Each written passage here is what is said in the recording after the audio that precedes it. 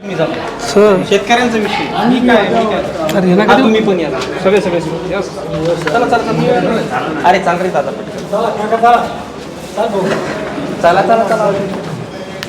नाही बोलायचे चला. बोलून नाही बोलायचे त्यांना शूटिंग घ्यायची बसू नका तू म्हणणार कॅमेरा वा पुढे या पुढे या. तुम्ही जरा तू अंदर आ. तू आजा या. बॅग आहे ना वहाँ? बॅग आहे बघ. बॅग आहे. सर नमस्कार. बोला काय विषय बोला ना.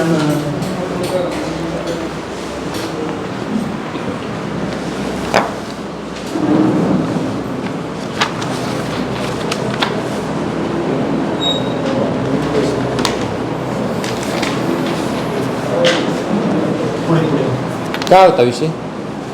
सर यांचा विषय असा होता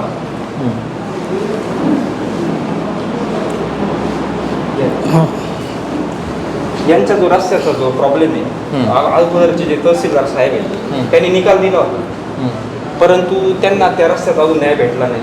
म्हणजे संबंधित त्यांचे सर्कल अधिकारी वगैरे निकाल दिला होता? हां निकाल दिले बरं. निकाल दिलेला पण खुल्ला नव्हता झालेला रस्ता. आम्ही असेच याच्यापासून 7 वर्ष पण चक्रा मारतोय तहसीलला. मग नेमकी तुमचे घरं किती वगैरे आहेत? घरं आहे आमचे 5-25 घरं आहे ना. हां तुमचा निर्णय आहे का? हा निर्णय बी आहे त्यांना आमच्या कागदपत्र दाखवा. आहे ना निर्णय बहीणचे. हा निकाल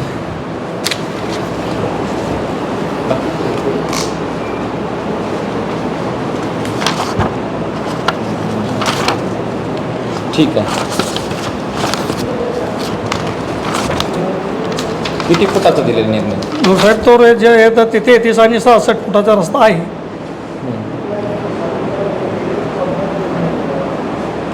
काही लिहिलं नाही 33 वगैरे? नाही ते तर काही लिहिलेलं नाही सर. नकाशाप्रमाणे नाही सर तो.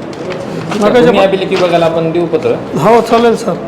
आणि मग तिथं भूमी अभिलेख विभाग आणि मी स्वतः उद्या येणार आहे. हो. काढले आपण भूमी अभिलेख विभागाला. हो सर.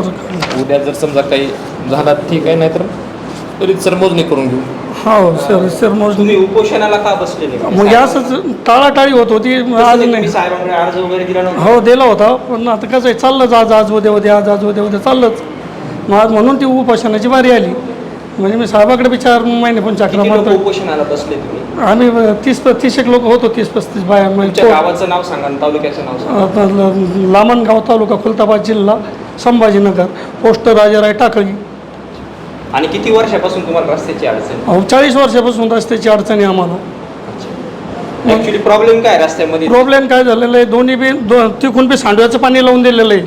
इकून बी डोंगराचं पाणी लावून दिलं आहे. शेतकऱ्यांनी पूर्व अतिक्रमण करून टाकलेले आहे. अच्छा. हां आमची मुलं शाळेत येताना पुढे मुलं शाळेत येताना ठीक आहे. मी माझं काम झालं का? तुम्ही पत्रकार हो महोदय, सर. मला जायचं सर पुढे. तुमचा खूप खूप आभार आहे यांना न्याय मिळाला. चालतं ठीक आहे. धन्यवाद. आपली गाडी लागली नंतर आता पेट झाली हो बाबा आली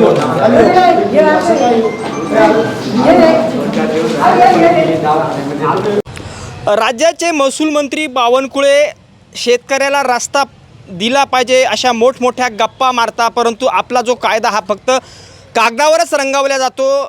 अखेर शेतकऱ्यांना आमरण उपोषणाची वेळ का आली? आपण सध्या खुलताबाद तालुक्यामधील लामणगाव या गावामधले जवळपास 25 ते 50 शेतकऱ्यांनी खुलताबाद तहसील कार्यालयासमोर आमरण उपोषण आज केलं. आमरण उपोषण त्यांनी सोडवलेलं आहे. तहसीलदार साहेबांचं त्यांना पत्र भेटलेलं आहे. ते उद्या पाहणी करायला येणार आहे. काका नेमकं तुमचा जो संघर्ष आहे, किती वर्षापासून तुम्हाला हा रस्त्याचा त्रास आहे? आम्हाला जवळपास 40-50 वर्षापासून ह्या रस्त्याचा जसा 5 तलाव झाला तसा सांडव्याच्या पाण्यामुळे तो रस्ता खराब झाला. दरवर्षी थोडा करून आता सगळ्यात जास्त प्रॉब्लेम झाला.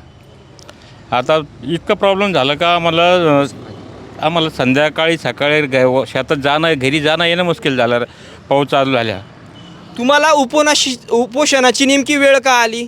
तुम्ही काही अर्ज वगैरे दिला नव्हता का? आम्ही सगळे काही कोटाने करून साहेब 4 महिने जोवर पाऊस राहतो तोपर्यंत रस्ता पाऊस नसला का तोपर्यंत रस्ता कोरडा राहतो. मी काय म्हणतो, ते बरोबर आहे. तुम्ही उपोषणाला नेमके का बसले? तुम्ही अर्ज दिला नव्हता का तहसीलदार साहेबांना? तुम्ही ते तुमच्याकडे आले नाही का बघायला? मग नेमके तुम्ही उपोषणाला का बसले सगळे? रस्त्यावर पाणी झाले नाही, रस्त्याचं काम झालं नाही, मग यावं लागलं मला. मला सांगा, तुम्ही अर्ज दिला होता का हो, त्यांना? अर्ज ते आले होते का नाही नव्हते? नाही आले. तुम्ही किती वेळा चक्र मारला मी इथं? म्हणतो माझ्याकडे 19 वर्ष आहे त्यांच्यावाले, 19 वर्ष. तरी तहसीलदार साहेबांनी स्थळपाणी केली नाही आतापर्यंत बी नाही केली. म्हणून हे जे तहसीलदार यांच्याकडे किती वेळा तुम्ही आले? यांच्याकडे कमीत कमी 7 वेळा चालू, 7 वेळा. अच्छा, मग यांनी उत्तर काय दिले? त्यांनी उत्तर काहीच नाही दिलं. फक्त करू जाऊ, तुमचा रस्ता होत नाही. एक वेळेस म्हणे मला पहिल्यानं म्हणले, मला का होत नाही? तर म्हणे मी मंडळ अधिकाऱ्याला सांगतो. परत म्हणलो माझा नाकाच्या प्रमाणात रस्ता आहे, का होत नाही? मग ते म्हणे मी मंडळ अधिकाऱ्याला सांगतो. म्हणलो सांगा तुम्ही मंडळ अधिकाऱ्याला सांगा काय काय नाही, मला खुलासा द्या. नसन होतं मला लिखी द्या तुमच्यावाली. दुसरा विषय, याच्या अगोदरचे जे तहसीलदार साहेब होते, कोण होते ते, व त्यांनी निकाल दिला होता का? नाही, त्याच्या अवलचे जे होते त्यांनी राहुलनं दिला होता, तो राहुल गायकवाड. अच्छा, राहील तुम्हाला दिला होता? हा निकाल दिला होता. तुमच्या बाजूने? हा माझ्या बाजून दिला होता.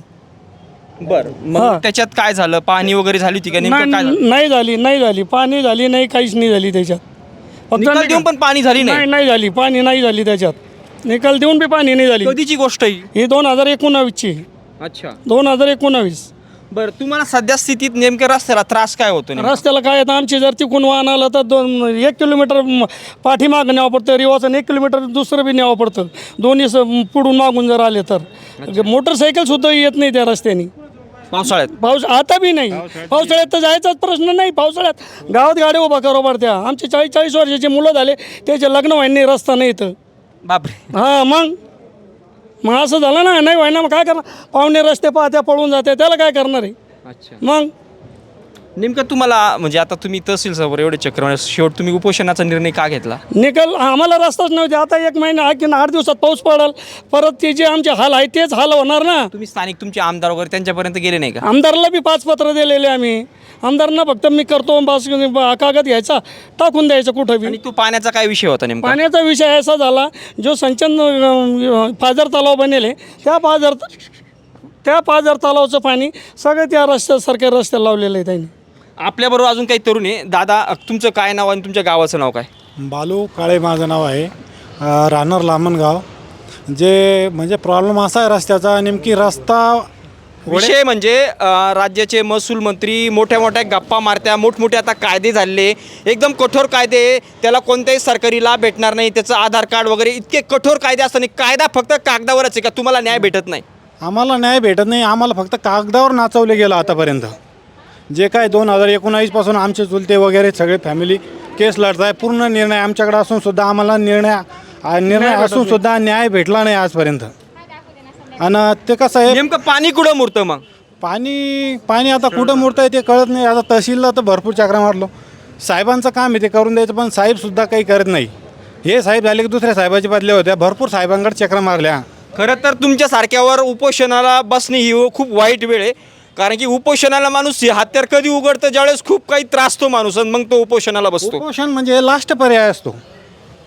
सगळं करून जर माणसाला न्याय भेटत नाही, त्यामुळं माणूस आखरी उपोषणाला बसतो. काय काय त्रास होतो तुम्हाला? रस्त्याची नेमकी अडचण काय आहे तिचं? रस्त्याला पाऊस पडल्यानंतर त्या रस्त्याने पाणी वाहतं भरपूर.